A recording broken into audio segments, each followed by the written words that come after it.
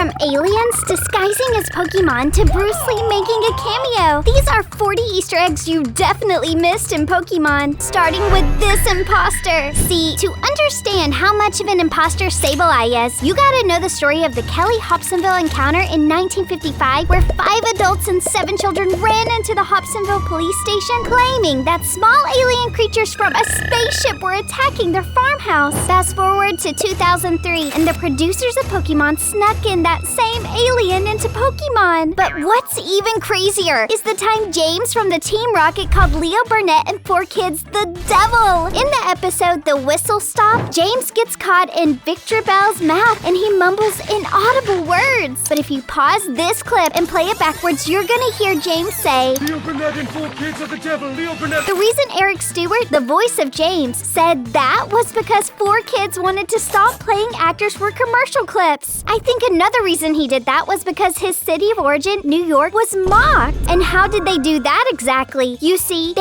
used this Easter egg of a Pokemon, Coughing, and its evolution, Wheezing. They named Coughing after being inspired by how New York is so polluted it'd make you cough. And it's not only New York. Los Angeles was also an inspiration. Originally, Coughing and Wheezing were even supposed to be named NY in LA.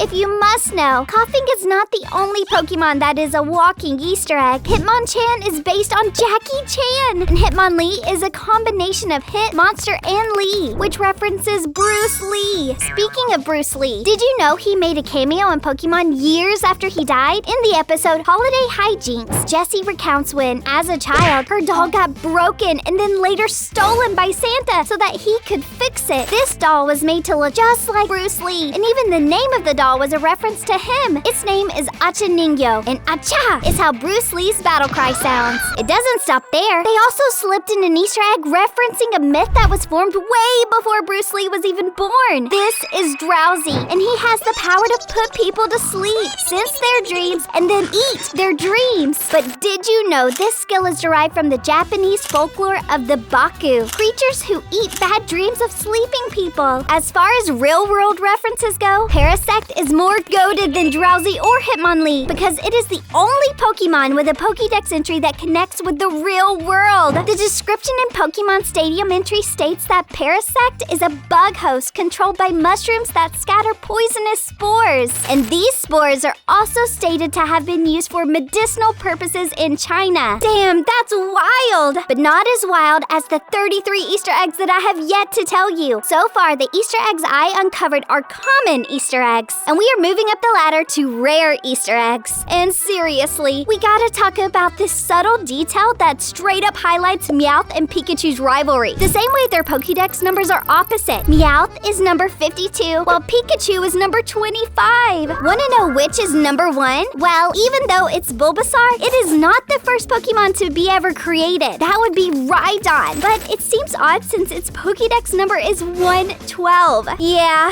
it all seems odd, but there wouldn't have been any Pokemon if the creator of Pokemon wasn't inspired by insect catching. That's right, Satoshi Tajiri, creator of the Pokemon franchise and the Game Freak Game Company, had a peculiar obsession with bug collecting as a boy. His classmates even mocked him because of it. Little did they know that his fascination with bug collecting would benefit children and adults across the entire planet.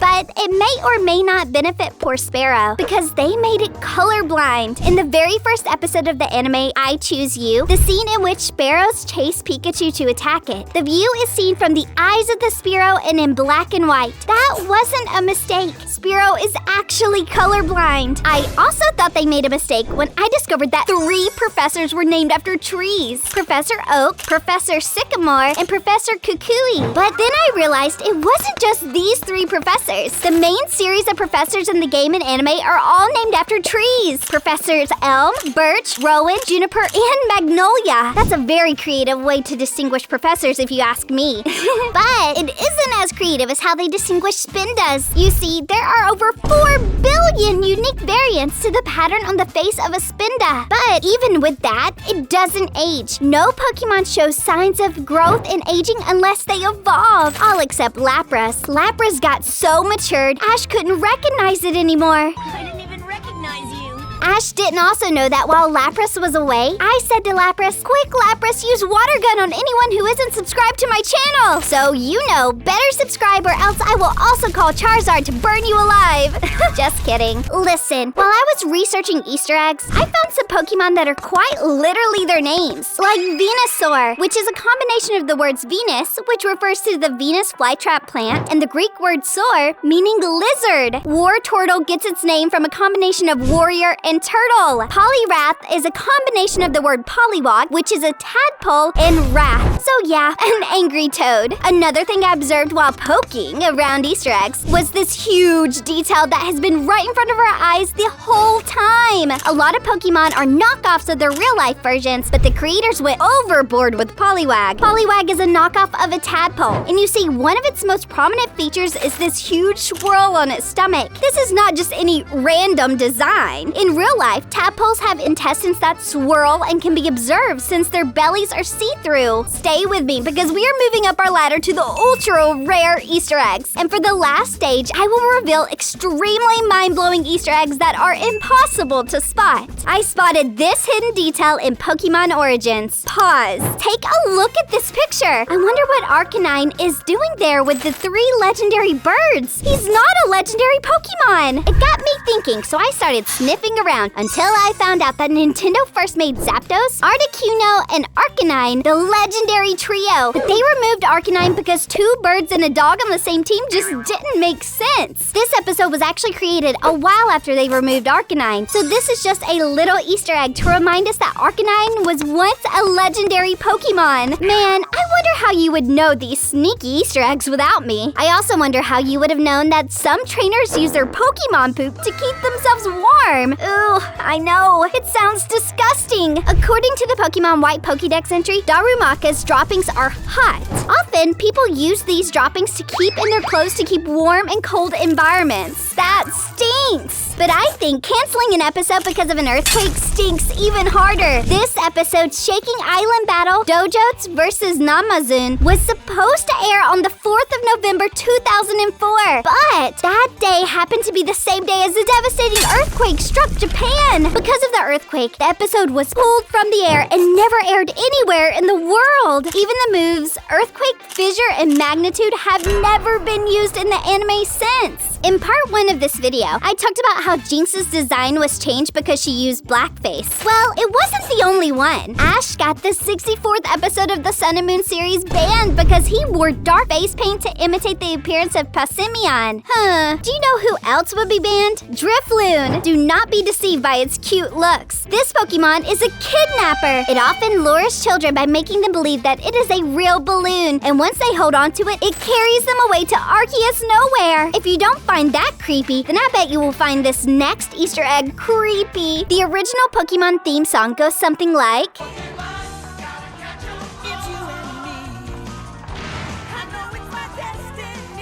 But if you play it backwards, you will hear... Did you hear that? Let me play that again.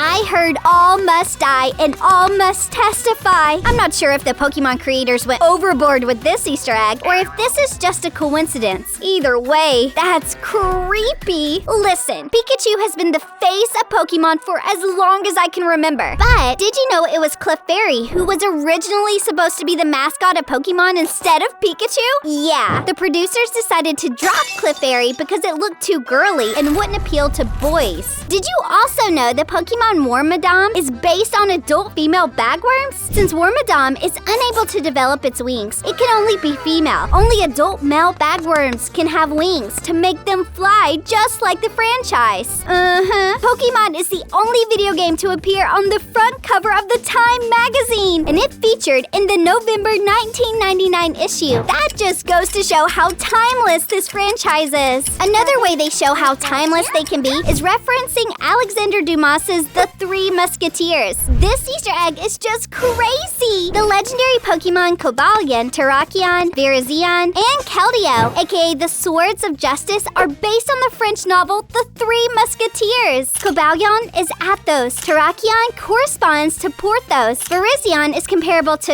Aramis. And Keldeo represents D'Artagnan. They also snuck in Star Trek's Tricorder into the anime. In the episode's Hypno's Nap Time, Officer Ginny's device has a similar appearance and functionality to a tricorder. This is about to get even more interesting. Magikarp has always been known to use the move Splash, which is capable of doing absolutely no damage to the enemy. Well, did you know Splash actually was a mistranslation of Hop in Japanese? That's right, Magikarp has been strong the whole time. The Pokemon Slowpoke was originally supposed to be called Slowmo.